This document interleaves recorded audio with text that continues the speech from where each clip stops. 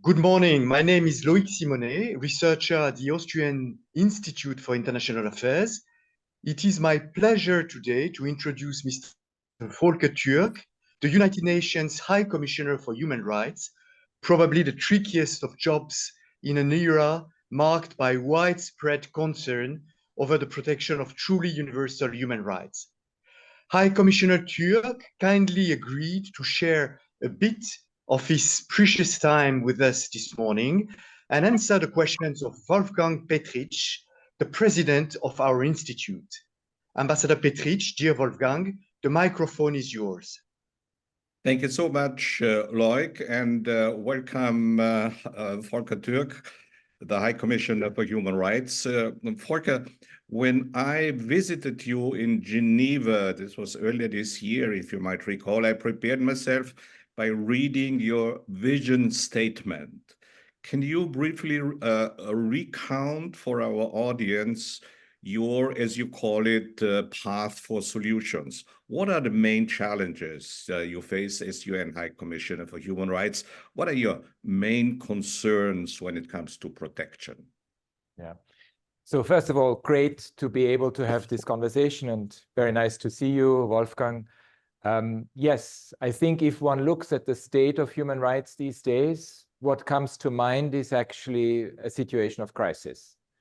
And this crisis, when it comes to human rights, really plays out in a number of areas. The first one is obvious when it comes to war and conflict. We see an utter disrespect for international humanitarian law and for international human rights law. We see things that, frankly, in most conflicts, and it's not just in Gaza and Ukraine, it's also in Sudan, we see it in Syria, we see it now in Myanmar, just recently again in northern Rakhine State, where essentially the other is dehumanized in conflict, where civilians are not protected adequately, where civilian infrastructure gets destroyed massively, and where humanitarian access and humanitarian aid doesn't come in. And that's a real problem, and it really reveals this dehumanization. But we also see the crisis in areas where there is an increased tendency towards authoritarianism, restrictions, civic space, human rights defenders get arrested. I mean, just recently you probably saw in Tunisia because they defended the rights of migrants and refugees. We see it play out with the increased attacks against journalists and media workers. We see it when it comes to the adoption of laws. Georgia is a recent example about using national security concerns, foreign agents laws to actually crack down on essentially civic space and the need for an open civic space that actually gets more and more restricted as a result. We see it in the power of tech companies when they don't invest enough in content moderation, but they provide these services to people all around the world, especially in an election year such as this one. But the other area where the crisis becomes so obvious is when you look at socio and economic inequalities. So it's also, you know, we have a massive housing crisis in some parts in Europe, for example. We have a massive crisis of poverty. I mean, more than 300 million people going back into abject poverty, not least after the COVID pandemic. And we don't see the outcry that is needed to actually stop this from happening. And we see it in, I would say, throwing under the bus the very institutions that were created to, after the Second World War, to actually work on these issues. We see so many attacks against the UN these days, against the International Committee of the Red Cross. So yes, we are in a situation of crisis, and that's why it is so important to come out with a very strong statement that human rights is the future, human rights is the answer to a lot of the challenges that we face, and to actually also provide some hope. And it's not that, despite all the gloom that I've described, that there aren't glimmers of hope. And it's important to look back at some of the achievements of the human rights movement so that we can actually learn from them, also for the current very confusing and very uncertain situation. Yes, it is, Volker, indeed a rather bleak outlook, but you've also indicated there's hope and there's confidence. This confidence was also expressed last year when we commemorated the 30th anniversary of the Vienna World Conference on Human Rights. These were different times. And this conference actually was a transformative event for both Austria and humankind. Now, is it still possible in the 21st century to embrace the notion of universality, the core issue of the post-World War II human rights? Now, more specifically, how does the current geopolitical trend, and you have already referred to the spread of crisis, of violent conflicts, of the authoritarian temptation taking place all over the world, even inside the European Union. Now, this geopolitical trend towards a multipolar world, how does this actually affect the very idea of human rights? It is indeed, as you say, a big issue. And I mean, Ian Bremmer talks about the G0 world, which is what I think you refer to as this multipolar world where you have different power dynamics emerge in different parts of the earth. And I think one problem is indeed the coherence and the universality of the human rights regime.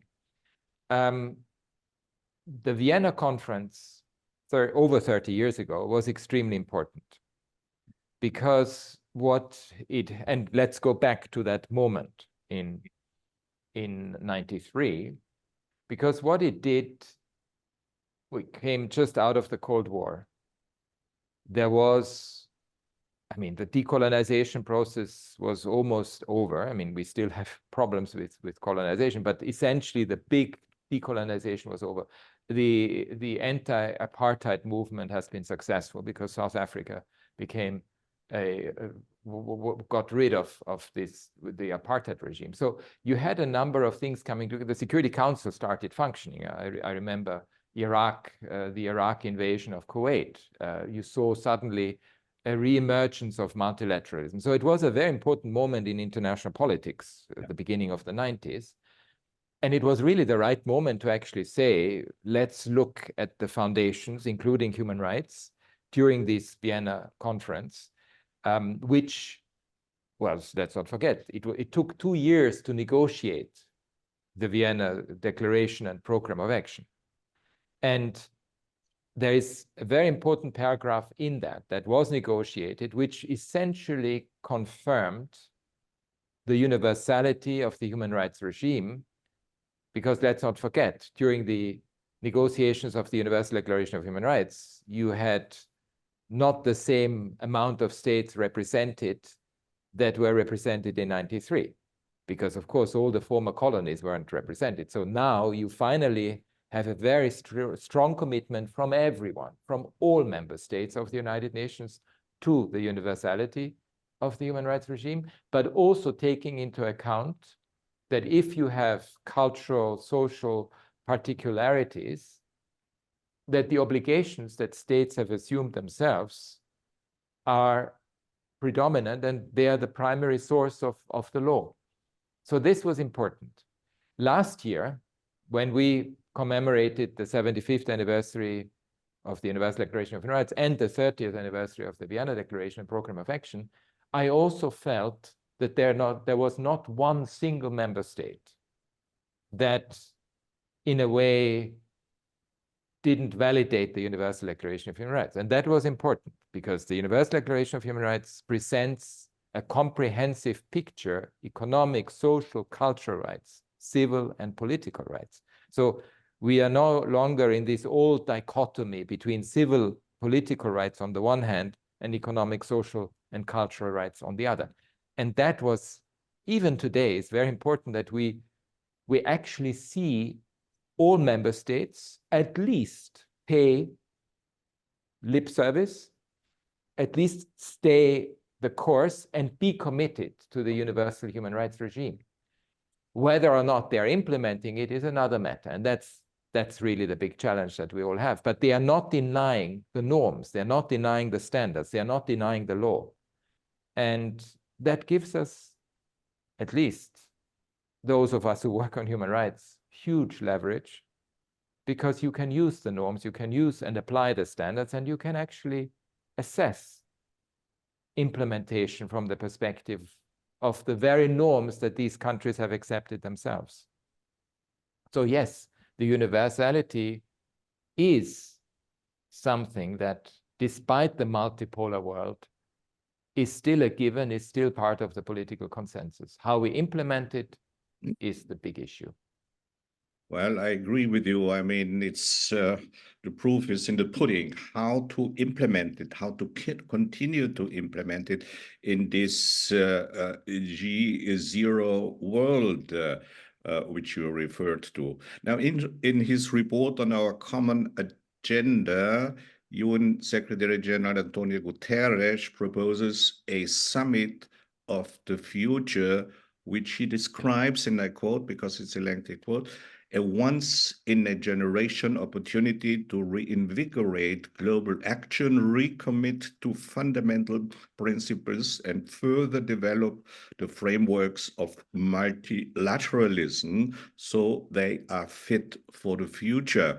Now, Volker, you contributed and you continue to be involved in the preparations of the summit, which will take place on the 22nd and 23rd of September of this year in New York City. Now, how, in your opinion, can human rights be strengthened, even maybe rejuvenated?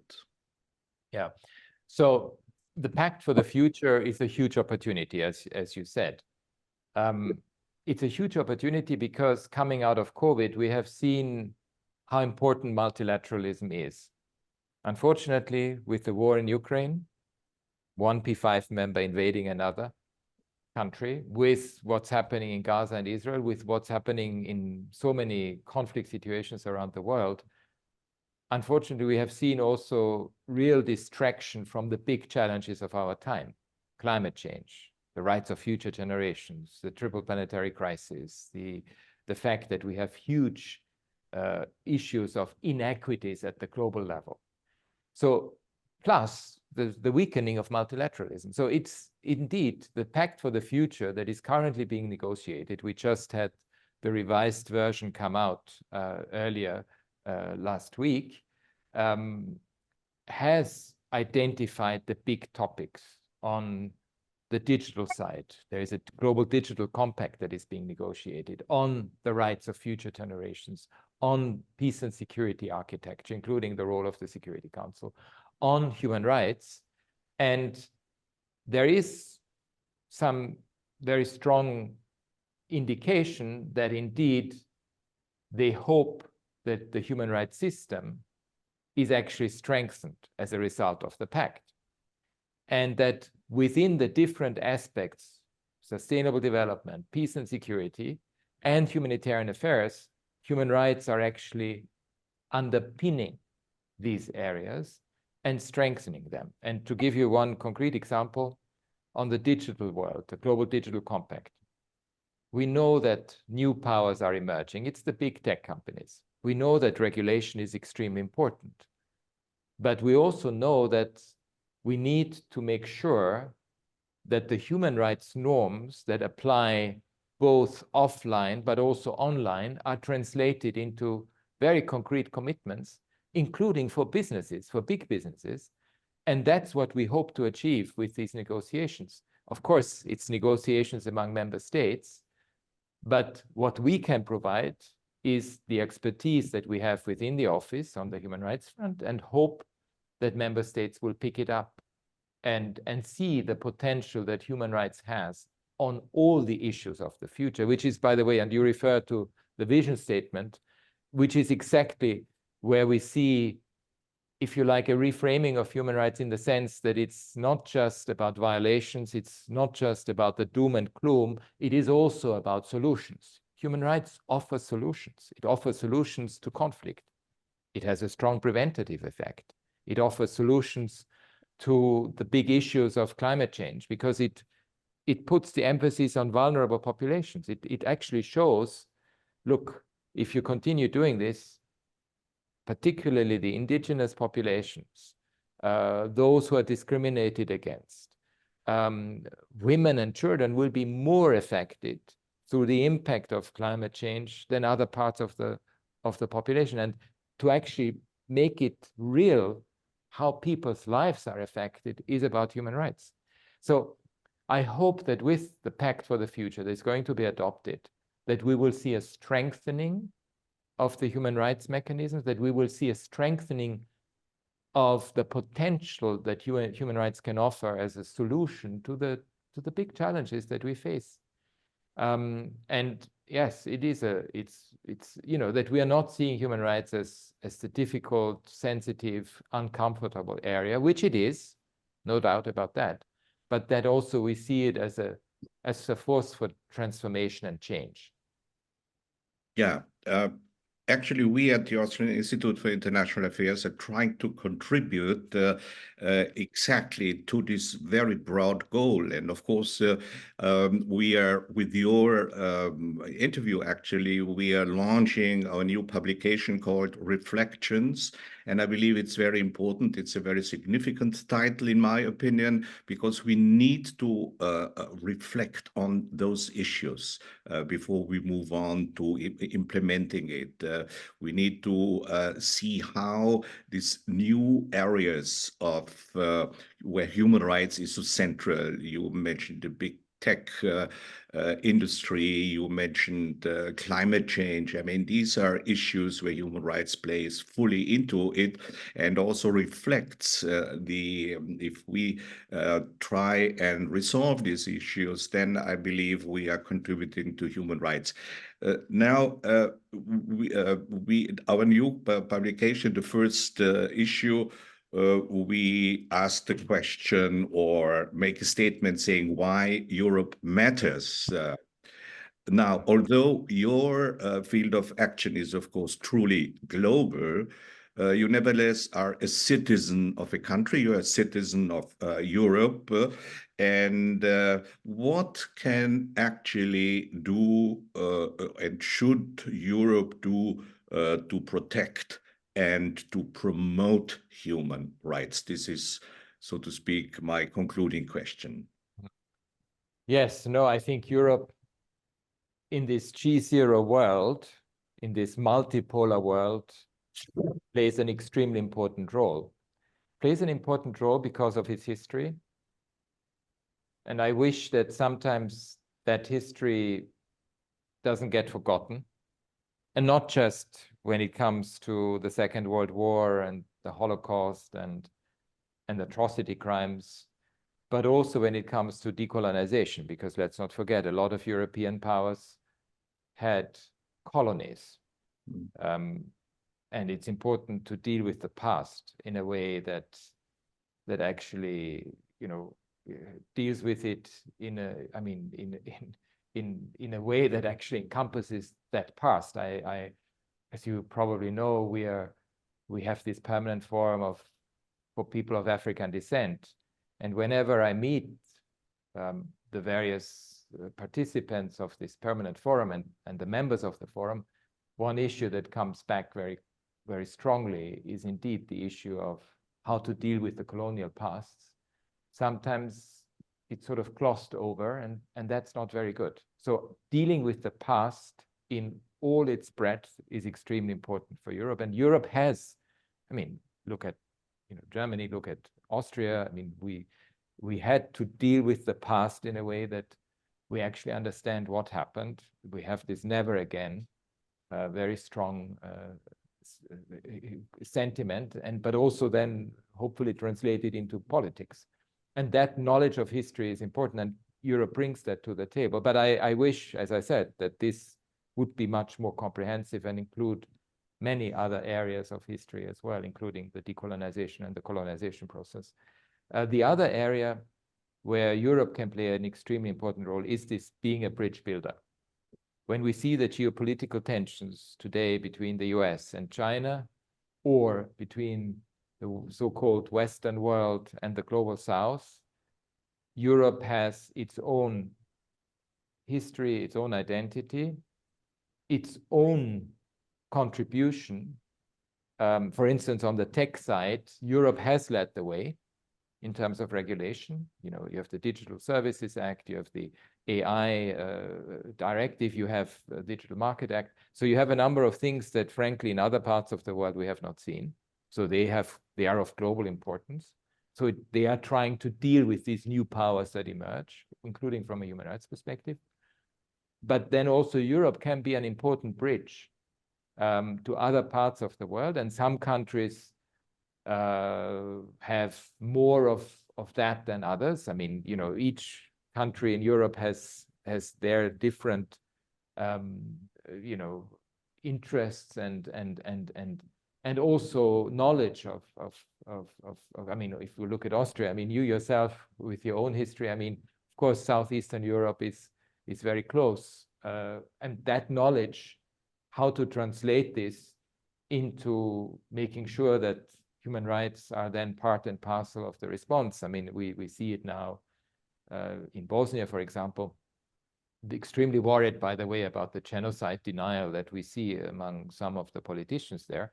But the way that Austria dealt with its own history is a good example that we need to bring to bear, for example, in the former Yugoslavia. So these are some of the things that are happening. The other thing that Europe is, and maybe that's more an advice than anything else, I think we need to be a bit more humble. Sometimes we come across as a bit arrogant in our interactions with the rest of the world. And I have learned my own lesson having joined the UN decades ago. But when we come in, we come from a situation of privilege.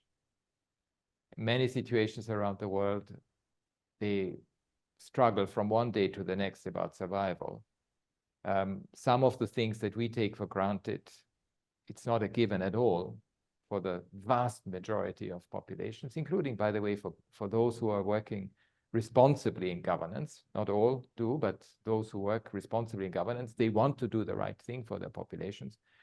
And I think we need to approach a lot of these situations with a sense of humility, but also determination, and with a sense of support and responsibility that goes beyond purely a very narrow view of taking care only of what's happening in Europe. I mean, Europe is connected in all respects with every part of the world. Sometimes we forget about this. I was in the eastern part of the Democratic Republic of Congo, just to give you a very recent example. I just came back 3 weeks ago. What struck me is that all our mobile phones benefit from some of the natural resources that are mined in eastern Congo. Coltan, for example, but they all have nickel. I mean, there are huge natural resources in an abundance that is unbelievable. If I look at the situation of how people live in the eastern part of the country, it's heartbreaking. I mean, I've never seen such destitute, impoverished, vulnerable people. And so we have to ask ourselves the question, who has an interest in keeping a status quo that is so chaotic, that doesn't deliver to the populations, and how can we overcome it? And what's our responsibility in every part of the world where we benefit, frankly, from essentially the exploitation of people in other parts of the world? And to show these connections, these interlinkages, is extremely important for Europe. And to be responsible as an actor in all our, in whatever we do. And yeah, so Europe can show the way, but Europe needs to look outside much more and needs to be aware of its own responsibilities and the interlinkages that each and every aspect of our life has with every part of the world. All right. Thank you so much. I think the universality of human rights will only be furthered by realizing how interconnected we are, but also how vulnerable we are. This kind of intervulnerability, a new catchword in the public discourse. I think this is extremely important for Europe to realize and recognize we do have a role to play, but we need to establish a dialogue on a par.